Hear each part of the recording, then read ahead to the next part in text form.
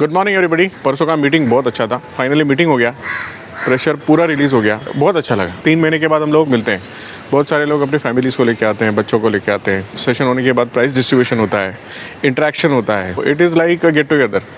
So I always look up to it. मैं हमेशा I am keen to meet everybody with families and everybody. और ख़ास करके कैसे होता है जब प्राइस डिस्ट्रीब्यूशन होता है ना, तो बच्चे आते हैं भाग भाग के प्राइज़ लेने के लिए। So it is really very fascinating. Parents are not winning, kids are winning actually. जो खुशी उनकी आंखों में दिखती है ना, वो आप महसूस नहीं कर सकते। Very nice, it was very nice. More than 100 people were there in the session. एक अलग ही एक्सपीरियंस है। अभी हम लोग फिर से मिलेंगे, मोस्टली फरवरी में या मार्च में, देखते हैं। तो चलो आज का व्लॉग शुरू करते हैं। तो आज का मैसेज है, देयर आर 5 इंटरनल हर्डल्स। पहला हमने देखा प्रोक्रेस्टिनेशन, उसके बाद हमने देखा लैक ऑफ रेगुलरिटी, उसके बाद हमने देखा लैक ऑफ टेम्पो, उसके बाद हमने देखा फियर ऑफ फेलियर, और आज the last and the most important of all is the surrounding environment. आपके दोस्त, आपके रिश्तेदार, ये सराउंडिंग एनवायरनमेंट बहुत इंपॉर्टेंट है। सराउंडिंग एनवायरनमेंट मतलब if you have taken a goal और आप निगेटिव कंपनी में हो जो आपको सतत निरंतर डिमोटिवेट करते हैं, आप अपनी सक्सेस तक कभी नहीं पहुंच पाओगे। कुछ भी कर दो, नहीं पहुंच पाओगे। आप बोलोगे मैं कर दिखाऊंगा वगैरह वगैरह। आपको ऐसा ग्रुप सिलेक्ट करना पड़ेगा जहां से आपको मोटिवेशन मिलता रहना चाहिए। ऐसे ग्रुप में आपने शामिल होना चाहिए। आप अकेले करोगे and you are surrounded by negative people, success is not possible. इसलिए मैं हमेशा बोलता हूँ, select your friends very carefully. I can talk on this particular topic endlessly because this is one of the most important reason of failure, friends. चलो madam आगे जाते हैं गाड़ी। Okay, चलो shall we start? Yes. तो madam आज का message है, there are 5 internal hurdles in success. One is procrastination. Second is lack of regularity. Third is lack of tempo. Fourth is fear of failure. And today, the fifth one, it is surrounding environment. Okay. Your negative surrounding environment is the biggest hurdle in your success. मतलब आप highly charged up रहते हो कि आज मैं बहुत कुछ करूंगा, आज का दिन मैं काउंट करूंगा, और ऐसा कुछ हो जाता है आपके सराउंडिंग के वजह से कि आप अपना जो टारगेट है आज का वो उसको पूरा नहीं कर पाते हो। You lose the track and आपका पूरा दिन वेस्ट होता है। Your surrounding environment is the most important factor in your success. वो बोलते हैं ना कि you become what you are surrounded by. 5 people surrounded by you. मतलब आपके you are the average of 5 people around. You are the average of 5 people around you. मतलब 5 में से 5 भी लोग अगर 1 CR का बात कर रहे हैं, 5 लोग अगर एक हैप्पी फैमिली का बात कर रहे हैं, 5 लोग अगर एक बुक कंप्लीट करने की बात कर रहे हैं, व्हाटएवर, फिर ये तय है कि आपका भी वो गोल अचीव होगा 100% because you are average of what 5 people are around you, your close friend. आप उनके जैसे ही बनते हो। It's very important to choose your company. Very very important. Very important. अगर आपने गलत कंपनी चूज की तो आप उनके जैसे हो जाओगे। अगर आपने ऐसी कंपनी सिलेक्ट की जो लोग स्मोकिंग करते हैं, ड्रिंकिंग करते हैं, तो आपको पता भी नहीं चलेगा आपने कब स्मोकिंग और ड्रिंकिंग शुरू कर दिया। और वो आप जस्टिफाई भी करोगे। So you have to be very selective about people. आप कौन से ग्रुप में रहते हो? Because what is life? Life is your choice, right? Your life is your choice. अगर आपको अच्छी जिंदगी जीनी है तो आपको कॉन्शियसली ग्रुप को सिलेक्ट करना पड़ेगा। सराउंडिंग को सिलेक्ट करना पड़ेगा। ये जो सराउंडिंग एनवायरनमेंट है ना, इसमें 2 चीज वेरी वेरी इंपॉर्टेंट। एक जो है वो है आपका कॉन्शियसनेस, और दूसरा जो है वो है आपका करेज। फर्स्ट कॉन्शियसनेस, इसका मतलब है आप कॉन्शियसली एनालाइज करो ये सही है ये गलत। अगर ये सही है ये गलत है, अगर आप ये इसको एनालाइज कर पाओ कॉन्शियसली, तो आप डिसाइड कर सकते हो मेरे को ये करना है कि मेरे को ये करना है। आप ये नहीं बोल सकते मेरे साथ ऐसे हुआ, ये ऐसा कभी होता नहीं है। मैं मेरे दोस्तों की वजह से ऐसे हुआ। दोस्त चुने किसने? आपने ही तो चुने। और जब आपको पता चल रहा था कि ऐसा कुछ हो रहा है, तो you have a choice. You had a choice to leave them, right? आपके पास चॉइस था कि उनको छोड़कर करें। अभी सेकंड फैक्टर आता है, वो दोस्तों को छोड़ने के लिए करेज होना चाहिए। वो दोस्तों को छोड़ने के लिए करेज होना चाहिए। ऐसे ऐसे दोस्त है ना जिनकी जिंदगी का ऑब्जेक्टिव ही अलग होता है, उनको छोड़ देना बेहतर होता है। दोस्त, ये दोस्तों की बात है तब तक ठीक है, दोस्त है, हम लोग उनको बोल सकते हैं कि आज से मैं तेरे से बात नहीं करूँ, व्हाटएवर। लेकिन कभी कभी अपने कलीग्स भी होते हैं, उनके साथ रोज जाके बैठना ही है ऑफिस में। उनके रिलेटिव्स होते हैं बहुत बार जो आके बहुत निगेटिविटी फैलाते हैं, आपको ऐसा बोलते हैं कि आप डिस्करेज हो जाते हो। तभी क्या करना चाहिए? तभी क्या करेंगे? कंप्लीटली आइसोलेट करो अपने आप को, कंप्लीटली आइसोलेट करो उनसे। आइसोलेट मतलब उनको पता ही नहीं होना चाहिए आप क्या कर रहे हो, नंबर 1। उनको पता चल गया, वो लोग आपका मजाक उड़ाना शुरू करेंगे और फिर डिमोटिवेशन का सत्र शुरू हो जाएगा। मान लेते हैं आपने कोई बिजनेस शुरू किया, अप्रोच मत करो उनको, अरे मेरे को पता चला तूने कुछ शुरू किया है, हाँ मैंने शुरू किया है, देखता हूँ कैसे चलता है, और निकल जाओ वहाँ से। मीन्स यू मीन टू से कि उनके सामने लो प्रोफाइल बने रहो। कंप्लीटली लो प्रोफाइल, कोशिश करना हूँ, देखता हूँ। जब आप गाड़ी खरीदोगे, जब आप ऑफिस डालोगे ना, उनको खुद ब खुद पता चलेगा कि ये कुछ अच्छा कर रहे हैं। हाँ, let your bat speak, not your mouth, as Tendulkar sir used to say. आपके बैट को खेलने दो ना। जब तेंदुलकर सर को अब्यूज करते थे, सामने वाले उनको बुली करते थे, ऑस्ट्रेलियंस प्लेयर्स खास करके वो लोग ही करते हैं, तो तेंदुलकर ने, मैंने आज तक नहीं देखा कि कभी किसी प्लेयर से झगड़ा किया है या फिर ऐसे। He always used to reply with his bat, not with his mouth. You reply with your performance in whatever business आप कर रहे हो। जैसे actions and results speak louder than words. बोलना ये है कि those people who will demotivate you, who talk completely negative, सिर्फ नेगेटिव बातें करते रहते हैं, उनको आप ना दूर रखो। ना बोलने का मतलब ये नहीं है उनका अपमान कर दो, आप बोलो कि नहीं आज के बाद मेरे से बात नहीं करेगा तो नेगेटिव है, ऐसे नहीं।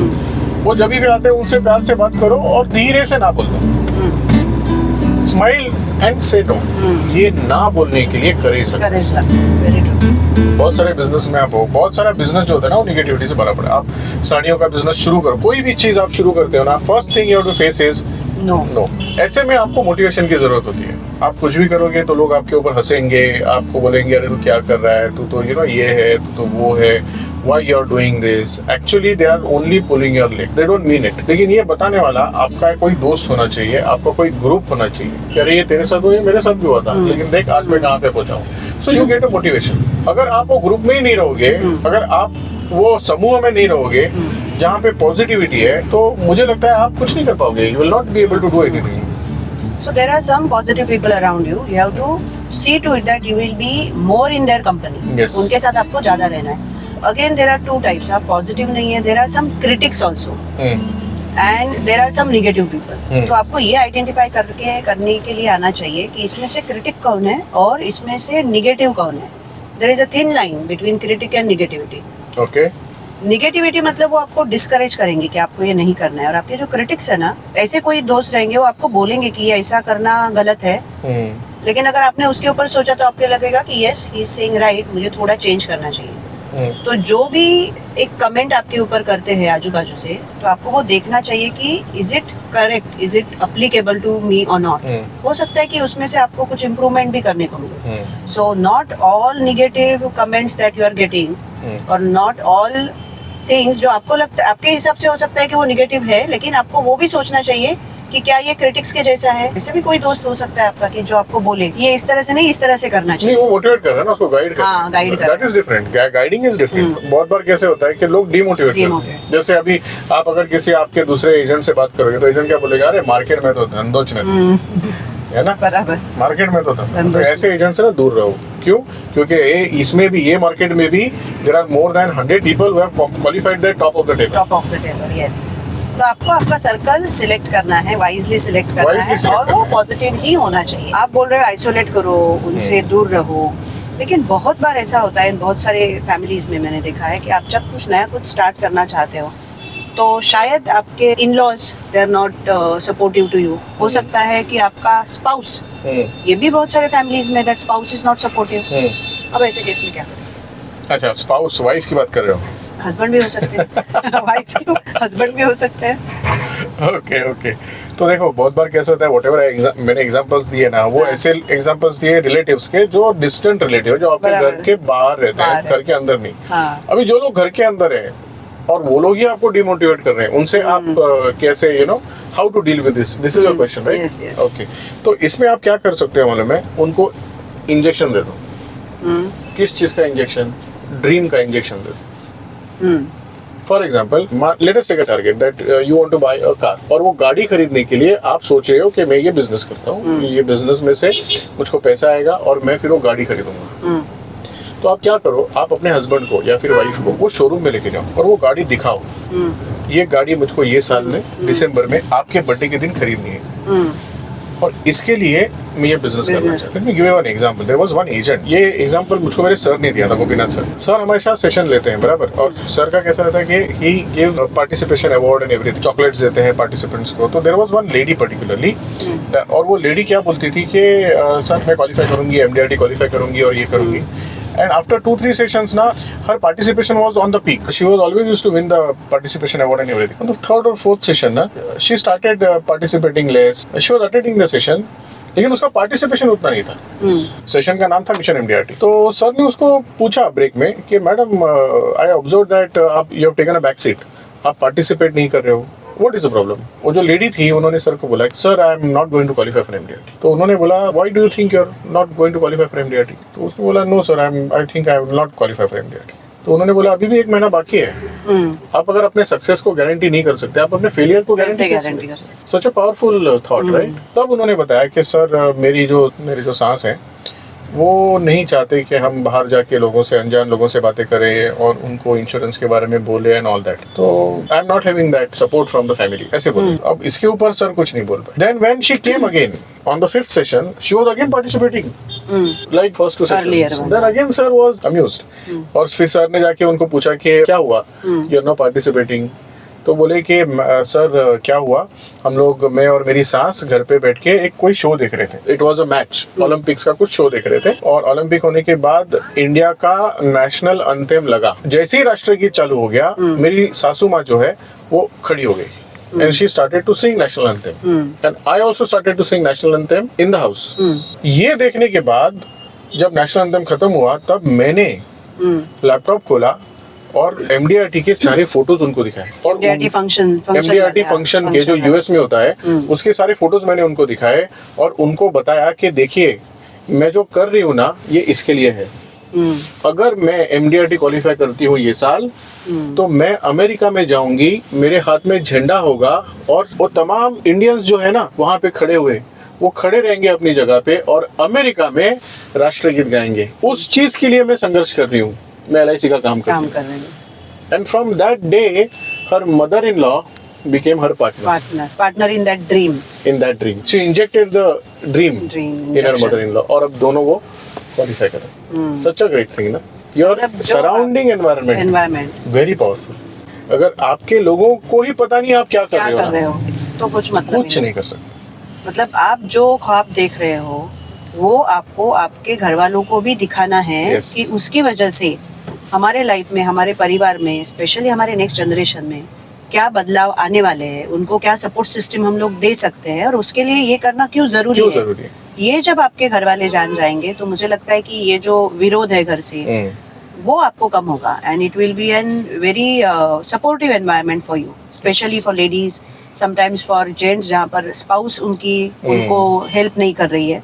तो अगर ये ख्वाब आप दोनों ने मिलकर देखा तो वो इजी हो जाएगा। आपके सक्सेस में आपका हस्बैंड और वाइफ ये शामिल है, आपके सक्सेस में आपकी सोसाइटी शामिल है, आपके सक्सेस में ये समाज भी शामिल है, आपके सक्सेस में ये एनवायरनमेंट जो इंडिया का है वो भी शामिल है।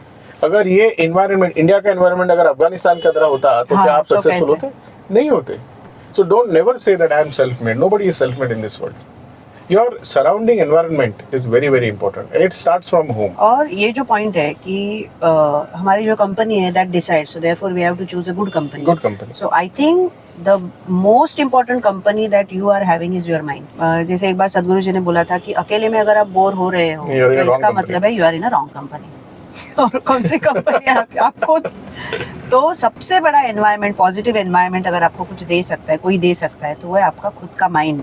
तो आप कॉन्शियसली देखो कि आप खुद के साथ क्या बात कर रहे हो, खुद के माइंड में आप क्या फीड कर रहे हो खुद के बारे में, और वो जब तक पॉजिटिविटी नहीं रहेगी तब तक बाहर का जो पॉजिटिविटी है वो मैटर नहीं करेगा।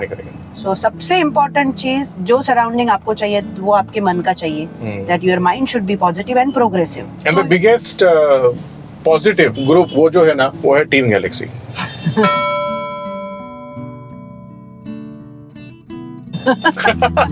सो टीम गैलेक्सी के ब्लॉग्स देखते रहो और पॉजिटिव रहो।